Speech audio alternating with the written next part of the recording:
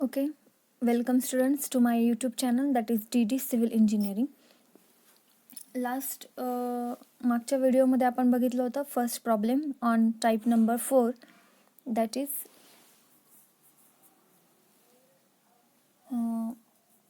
shafts. Okay, percentage saving or comparison between hollow shaft and solid shaft. तर त्यातला हा second problem आपण बघणार आहोत. आपला प्रॉब्लेम आहे hollow shaft having an inside diameter 75% of the outside. hollow shaft आहे, इनसाइड डायमीटर आपण कन्सिडर केला small D, outside diameter capital D. तर इनसाइड डायमीटर हा 75% आहे, आउटसाइडच्या म्हणजे 0.75 एवढा आहे. दुसरी,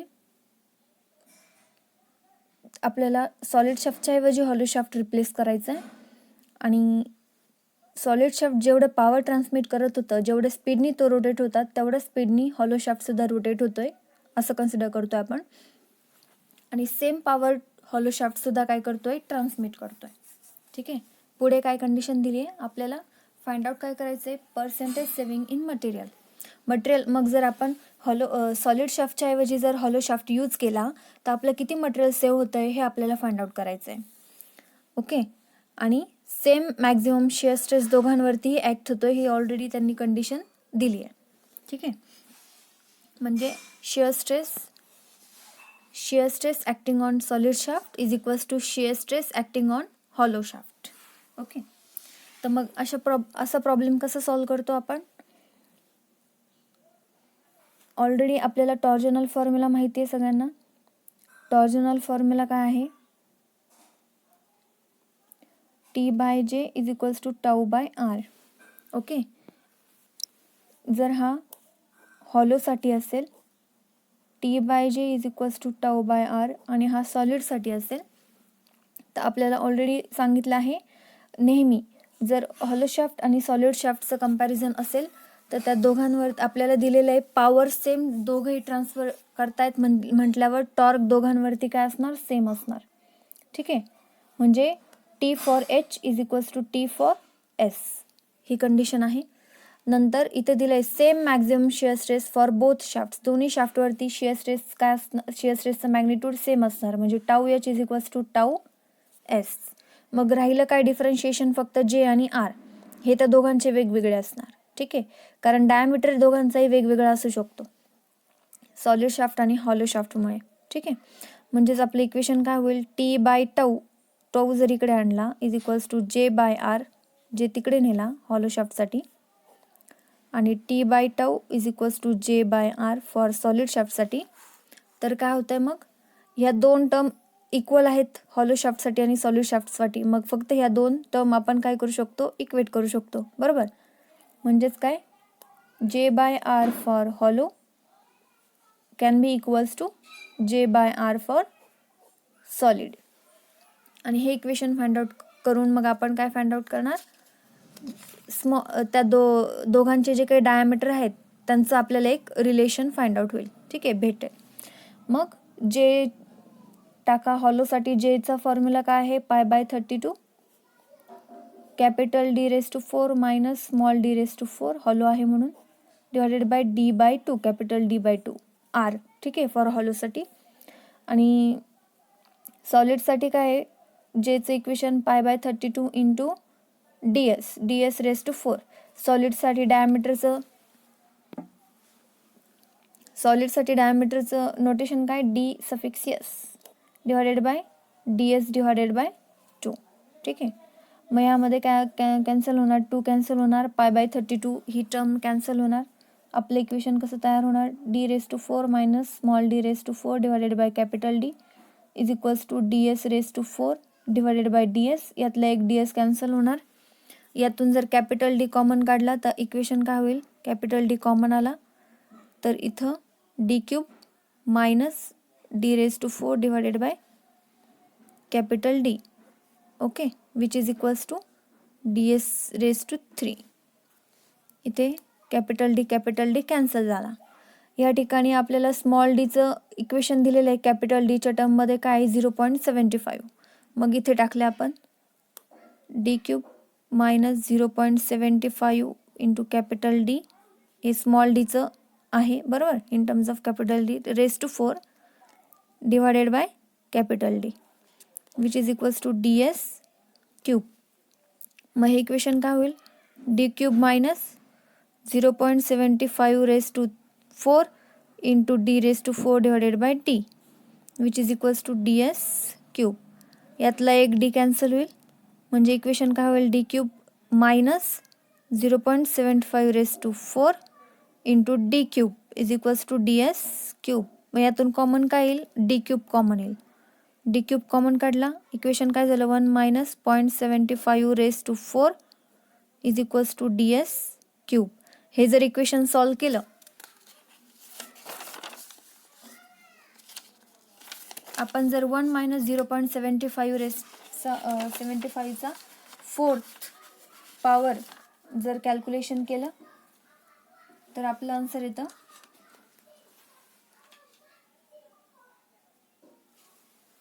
0.68.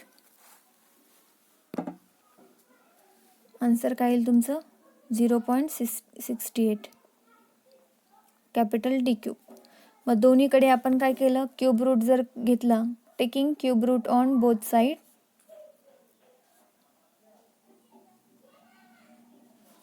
तर small D S can be equals to 0.88 of capital D. ठीक आहे, अशा पद्धतीने आपल्याला डी एस हा कॅपिटल डीच्या टर्ममध्ये मिळाला. कोणत्या फॉर्म्युल्यावरनं, टॉर्जनल फॉर्म्युल्यावरनं. आणि आता आपल्याला D S in terms of D माहिती आहे, मग आपण percentage saving in material find out करू शकतो. Calculate percentage saving in material which is our finding of problem. Okay, saving in material, त्याचा फॉर्म्युला काय आहे, एरिया ऑफ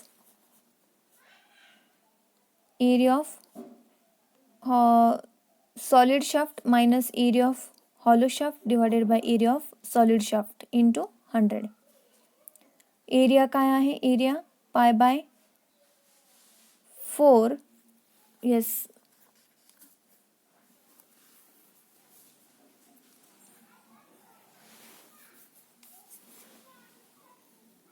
पाय बाय 4 सर्कल आहे म्हटल्यावर पाय बाय 4 सर्कलचा एरिया पाय बाय 4. सॉलिड शाफ्टसाठी डायमीटर काय आहे, डी एस स्क्वेअर मायनस हॉलोसाठी pi by 4 into capital D square minus small D square divided bye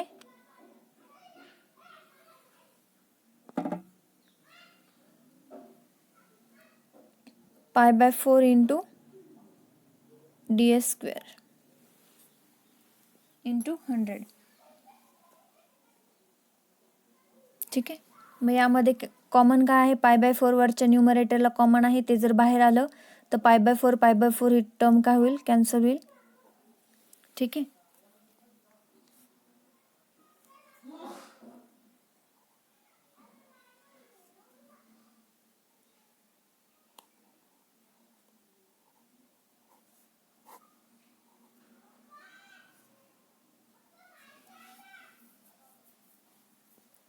आपल्याला डी एस माहिती आहे, कॅपिटल डीच्या टर्ममध्ये किती आहे, 0.88. कॅपिटल डीच्या टर्ममध्ये ती पुट केली, minus capital D square minus small D माहिती आहे आपल्याला कॅपिटल डीच्या टर्ममध्ये, स्मॉल डी काय आहे, 0.75 of capital D, 0.75 of capital D त्याचा स्क्वेअर, आणि डी एस काय आहे, 0.88 कॅपिटल डी त्याचा स्क्वेअर. ठीक आहे, मग याच्यावरनं काय येईल, कॅपिटल डी हा न्यूमरेटरमधून कॉमन येणार आणि खाली म्हणजे डी स्क्वेअर वरच्या न्यूमरेटरमधून कॉमन येणार आणि खालच्या न्यूमरेटरमध्ये डी स्क्वेअर आहे. ठीक आहे, मग जर डी स्क्वेअर आपण काढला बाहेर तर इथे काय राहते, 0.88चा स्क्वेअर मायनस इथं 1. ठीक आहे, डी स्क्वेअर आहे आला बाहेर म्हणून 1 मायनस 0.75चा स्क्वेअर, अशा पद्धतीने आलं आणि खाली 0.88चा स्क्वेअर इंटू टी स्क्वेअर. मग हा डी स्क्वेअर कॅन्सल झाला. आणि हे जर इक्वेशन आपण सॉल्व केलं 0.88 स्क्वेअर मायनस 1 मायनस 0.75चा स्क्वेअर, या दोघांचं सबस्ट्रॅक्शन केलं, हा ब्रॅकेट सॉल्व केला, खाली 0.88 स्क्वेअरला जर डिवाइड केलं तर आपल्याला पर्सेंटेज सेव्हिंग मटेरियल मिळेल. पर्सेंटेज सेव्हिंग इन मटेरियल,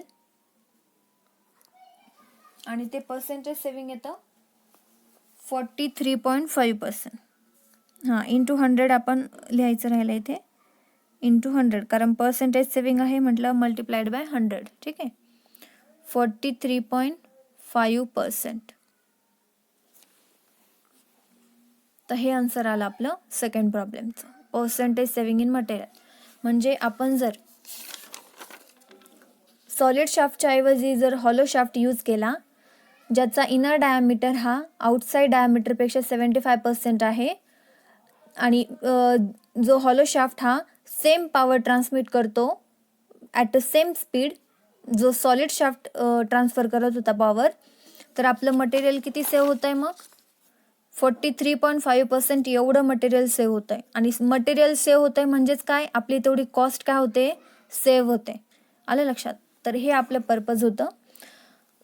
हा झाला टाईप नंबर 4 प्रॉब्लेम. तर टॉर्जनवरती आणखीन टाईप 5 प्रॉब्लेम आहे, आपण याच्यामध्ये घेणार आहोत type 5 problem. Wien shafts are in series. Shaft in series याच्यावरती आपण प्रॉब्लेम बघणार आहोत. आता शाफ्ट्स इन सिरीज म्हणजे जेव्हा आता आपण टाईप 4 पर्यंत एकच शाफ्टवरती आपण बघितलं बरोबर. एकच शाफ्टवरती जेव्हा टॉर्क अप्लाय होतो तेव्हा मग त्याच्यावरती डेव्हलप होणारा शिअर स्ट्रेस कसा फाइंड आउट करायचा ते आपण बघितलं. टॉर्जनल फॉर्म्युल्याने आपण काढतो. त्याच्यावरती अँगल ऑफ ट्विस्ट कसा फाइंड आउट करायचा ते पण आपण बघितलं. जर सॉलिड शाफ्टऐवजी आपण जर हॉलो शाफ्ट रिप्लेस केला तर किती टक्के आपलं मटेरियल सेव्ह होतं आहे त्याचा आपण प्रॉब्लेम बघितला. आता आपण काय बघणार आहोत, जर एक किंवा एकापेक्षा जास्त जर शाफ्ट्स एकमेकांना कनेक्टेड असतील सिरीजमध्ये, तर मग त्याच्यावरती जो टॉर्क अप्लाय होतो तर तो अप्लाय केल्यानंतर अँगल ऑफ ट्विस्ट किती जनरेट होतं, प्रत्येक शाफ्टवरती वेगवेगळं जनरेट होतं का सेम जनरेट होतं ते आपण बघणार आहोत. ठीक आहे, आणि मग त्याचं कॅल्क्युलेशन कसं करायचं ते टाईप 5 मध्ये आपल्याला शिकायला मिळणार. शाफ्ट इन सिरीज डायग्राम काढते. One end is fixed. Shaft हे सर्क्युलर शाफ्ट असतात बरोबर. हा सपोज फर्स्ट शाफ्ट आहे ज्याचा डायमीटर असेल कॅपिटल डी, आणि दुसरा शाफ्ट हा सिरीजमध्ये कनेक्टेड आहे म्हणजे त्यांची जी ॲक्सिस आहे ती काय असणार, दोघांची सेम असणार. ठीक आहे, ते त्यांची जी सेंट्रोइडल ॲक्सिस आहे किंवा न्यूट्रल ॲक्सिस म्हणू शकतो, किंवा आपण काय म्हणू शकतो सेंटर लाईन, ती एक असणार. याचा अर्थ काय झाले, ते दोन्ही शाफ्ट सिरीजमध्ये आहेत. ओके, पण एक संपल्यानंतर दुसरा पुढचा आहे. दोघांचे डायमीटर वेगवेगळे डी. सपोज हा सेकंड शाफ्ट ज्याचा डायमीटर आहे स्मॉल डी. ठीक आहे, जेव्हा हा आहे फ्री एंड, हा आहे फिक्स्ड एंड शाफ्टचा, याच्यावरती जो टॉर्क अप्लाय होणार, लक्षात असू द्या शाफ्ट इन सिरीज, जर शाफ्ट हे सिरीजमध्ये कनेक्टेड असतील तर जो टॉर्क अप्लाय होतो फ्री एंडला, तर त्यामुळे फर्स्ट शाफ्ट आणि सेकंड शाफ्टवरती सेम टॉर्क अप्लाय होतो. म्हणजेच थोडक्यात काय, total torque applied on these shafts in series which is equals to torque applied on first shaft is equals to torque applied on second shaft. आलं लक्षात. T1 is equals to T2 which is equals to T. पण जर angle of twist आहे म्हणजे जेव्हा आपण torque apply केलाय, torque apply केल्यामुळे जो काही शाफ्ट जो ट्विस्ट होणार आहे त्याचा जो अँगल आहे थिटा तो सेम राहणार नाही. तर टोटल जो अँगल आहे, total angle of theta which is equals to θ1 plus θ2. म्हणजे पहिल्या शाफ्टमध्ये जो काही अँगल ऑफ ट्विस्ट डेव्हलप होईल तो प्लस दुसऱ्या शाफ्टमध्ये जो काही अँगल ऑफ ट्विस्ट डेव्हलप होईल त्या दोघांच्या ॲडिशन एवढा काय असणार आहे, total angle of twist which is generated on shafts in series, एवढं फक्त चेंज होणार. ठीक आहे, ह्या दोन इक्वेशनचा वापर करून आपल्याला काय फाइंड आउट करायचं आहे, angle of twist generating in the shafts which are in series. थिटाचा आपल्याला टॉर्जनल फॉर्म्युलावरून आपल्याला फॉर्म्युला माहिती आहे. काय आहे torsional formula? T/J is equals to τ/r is equals to G into θ/L. हा टोटल फॉर्म्युला आहे टॉर्जनलचा. अँगल ऑफ ट्विस्टच्या टर्ममध्ये सपोज आपण हे दोन टर्म जर घेतले तर आपलं इक्वेशन काय आहे? T/J is equal to G into θ/L. मग थिटा जर फाइंड आउट केला अँगल ऑफ ट्विस्ट, थिटा म्हणजे अँगल ऑफ ट्विस्ट, तर काय इक्वेशन तयार होईल? T into L by G into J. ठीक आहे. मग टोटल अँगल ऑफ ट्विस्ट काय असणार? जर आपले शाफ्ट्स हे सिरीजमध्ये असतील तर हा फर्स्ट शाफ्ट सपोज आणि हा सेकंड शाफ्ट, तर काय असणार? θ1 प्लस θ2 म्हणजे angle of twist generated in shaft 1 plus angle of twist generated in shaft 2 which is equals to total angle of twist generated in shafts in series. मग कसं? मग याच्या टर्ममध्ये हे टाका. इक्वेशन कसं होणार? TL by GJ for shaft 1 plus TL by GJ for shaft 2. मग या इक्वेशनचा वापर करून आपल्याला काय फाइंड आउट करायला विचारलं जाईल या टाईपच्या प्रॉब्लेमवरती? Total angle of twist. ठीक आहे. तर शाफ्ट इन सिरीज जो टाईप 5 प्रॉब्लेम आहे याच्यावरती तुम्हाला काय विचारलं जातं? टोटल अँगल ऑफ ट्विस्ट काढा हे विचारलं जातं. आणि टोटल अँगल ऑफ ट्विस्ट कसा काढणार आपण? ह्या फॉर्म्युल्याने. ठीक आहे. मग टी आपण बघितलं जर शाफ्ट हे सिरीजमध्ये असतील तर T1 इज इक्वल्स टू काय असतो? T2 is equals to T. म्हणजे हे दोन्ही सेम राहणार. लेंथ म्हणजे काय? ही इथून एवढी सेकंड शाफ्ट आहे म्हणून या सेकंड शाफ्टची लेंथ L2 आणि ही फर्स्ट शाफ्टची L1. एक तर त्या दोन्ही सेम असतील किंवा वेगवेगळे असतील. प्रॉब्लेममध्ये काय दिलंय त्याच्यानुसार त्या व्हॅल्यू टाकणार. जी दोन्ही शाफ्टचा सेम असू शकतो. जी म्हणजेच काय? Modulus of rigidity. ठीक आहे. जर मटेरियल जर दोन्ही सेम असतील शाफ्ट 1ला आणि शाफ्ट 2ला यूज केलेले तर जी दोघांचाही सेम येणार. आणि जर मटेरियल वेगवेगळे यूज केलेले असतील शाफ्ट 1 आणि शाफ्ट 2 साठी तर जीची व्हॅल्यू वेगवेगळी दिलेली असणार प्रॉब्लेममध्ये. आणि जे कशावर डिपेंड असतो? Diameter of the shaft. बरोबर. जे म्हणजे काय? Moment of inertia, polar moment of inertia. मग तो कशावर डिपेंड करतो? डायमीटरवरती. मग जर आता सिरीजमध्ये म्हटल्यावर नेहमी दोघांचा डायमीटर वेगवेगळा असणार म्हटल्यावर जेची सुद्धा व्हॅल्यू काय असणार? वेगवेगळी असणार. ठीक आहे. तर मग याच्यावरही सिंपल प्रॉब्लेम आहे. एवढं फॉर्म्युला लक्षात ठेवला तुम्ही total angle of twist find out करू शकता. तर आपण एक सॅम्पल म्हणून एक प्रॉब्लेम बघूया लगेच. ठीक आहे.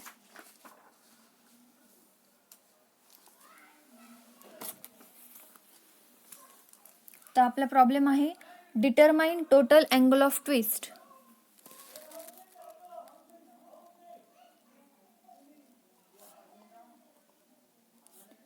Determine total angle of twist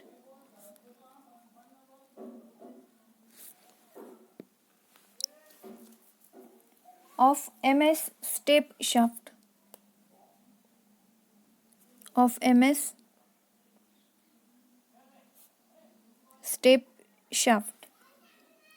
as shown in figure. म्हणजे फिगर पण दिलेली आहे त्यांनी प्रॉब्लेम मध्ये. ठीक आहे. as shown in figure. The diameter of portion AB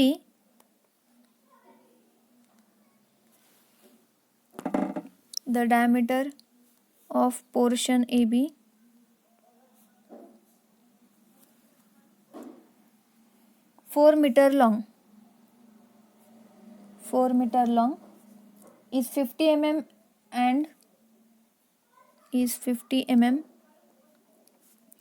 and BC 2 meter long is 20 mm. The shaft is twisted by a torque.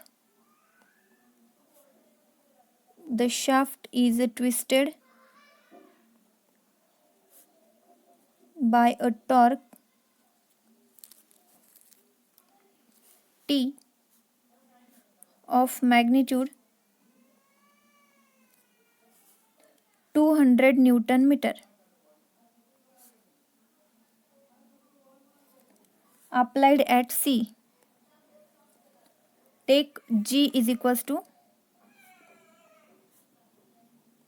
80 into 10 to the power 3 MPa, म्हणजेच 80 GPa.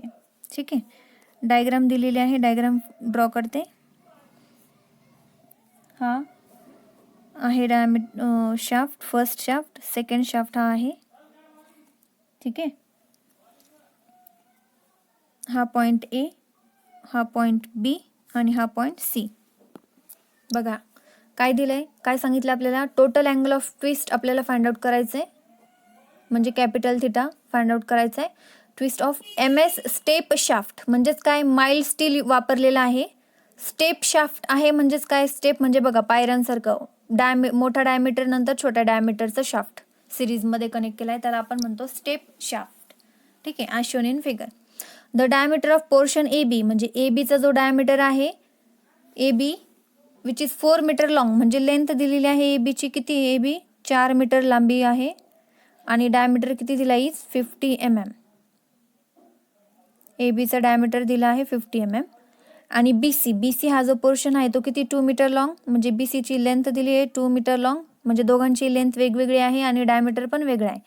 त्याचा डायमीटर किती दिला आहे 20 mm.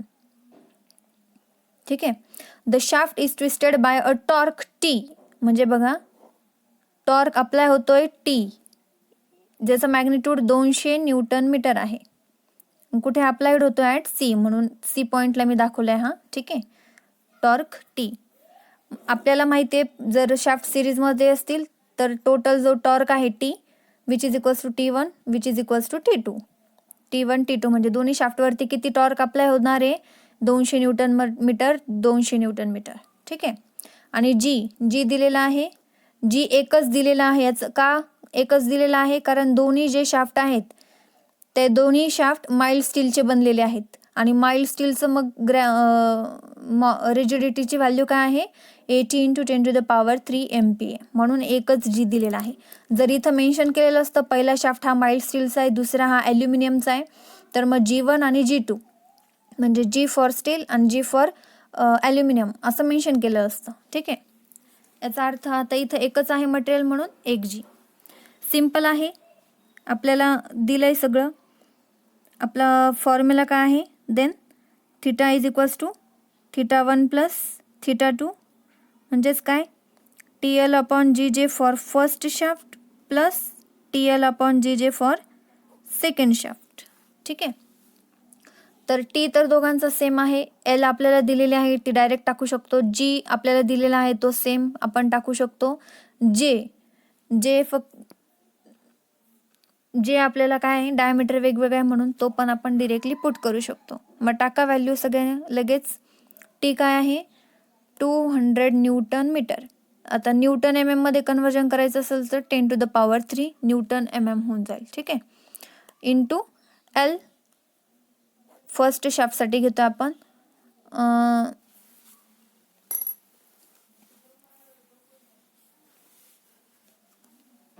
फर्स्ट शाफ्ट सपोज आपण हा consider केला आणि हा सेकंड शाफ्ट कन्सिडर केला. मग फर्स्ट शाफ्टसाठी किती length 2 metre, 10 to the power 3 multiply केलं MM मध्ये कॅल्क्युलेट केली लेंथ, डिवायडेड बाय G काय आहे 80 into 10 to the power 3 into J काय आहे शाफ्टचा J कसं फाइंड आउट करतो आपण, π/32 इंटू D⁴. D किती आहे 20⁴. हे झालं पहिल्या शाफ्टसाठी θ1 प्लस दुसऱ्या शाफ्टचा अँगल ऑफ ट्विस्ट काय आहे, टॉर्क किती आहे 200 into 10 to the power 3 into L length किती आहे, आता हा दुसरा शाफ्ट आहे त्याची लेंथ किती आहे 4 मीटर, म्हणजे 4 into 10 to the power 3 divided by G same 80 into 10 to the power 3. J किती π/32 इंटू आता याचा डायमीटर किती आहे 50⁴. ठीक आहे, अशा पद्धतीने हे झालं सेकंड शाफ्टसाठी अँगल ऑफ ट्विस्ट. या दोघांचं जर कॅल्क्युलेशन केलं, ॲडिशन केलं तर तुम्हाला काय मिळणार, total angle of twist easily. ठीक आहे, तर कॅल्क्युलेशन केल्यानंतर तुम्हाला अँगल ऑफ ट्विस्ट मिळणार 0.0 3346, ठीक आहे. हा रॅडियनमध्ये मिळणार. हा जो थिटा जो मिळेल तुम्हाला कशामध्ये मिळेल, रॅडियनमध्ये. आणि आपल्याला फाइंड आउट करायचं आहे डिग्रीमध्ये. जर मग रॅडियनचं कन्वर्जन जर डिग्रीमध्ये करायचं असेल तर आपण नेहमी काय करतो, रॅडियनला π/180 ने मल्टिप्लाय करतो आणि म्हणजे तुम्हाला काय मिळून जातं, मग डिग्रीमध्ये व्हॅल्यू मिळून जाते थिटाची. मग काय आलंय 0.3346 इंटू π/180. तेव्हा तुम्हाला थिटा कशामध्ये मिळून जाईल, डिग्रीमध्ये मिळून जाईल. मग थिटा डिग्रीमध्ये येतो 19.172 degree. This is your total angle of twist for shafts in series. Okay, this is the very simple problem on type number 5. Okay, similar problem तुम्ही solve करू शकता.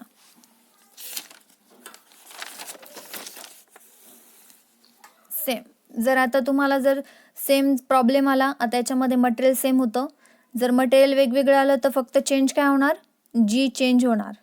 ठीक आहे, बाकी सेम राहणार. कॅल्क्युलेशनमध्ये काही चेंज होणार नाही, फॉर्म्युलामध्ये सुद्धा चेंज होणार नाही जर दोन शाफ्ट एकमेकांना कनेक्टेड असतील सिरीजमध्ये तर. ठीक आहे, थँक्यू.